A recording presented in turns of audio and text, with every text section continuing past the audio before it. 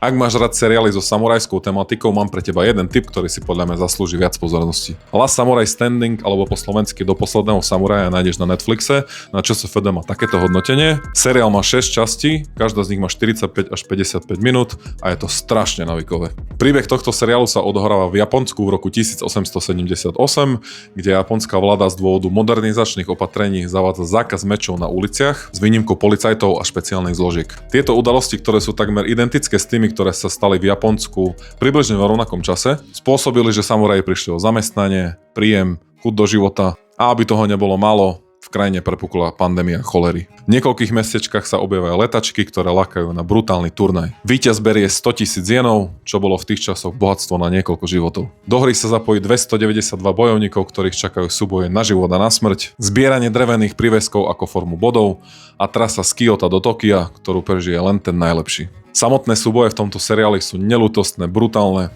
a ich choreografia je proste...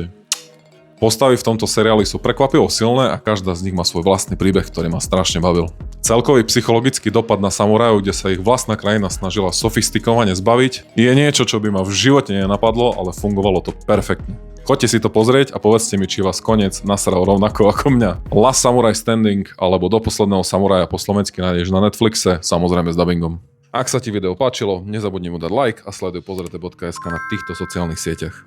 Ahojte a prajem pekný zvyšok dňa.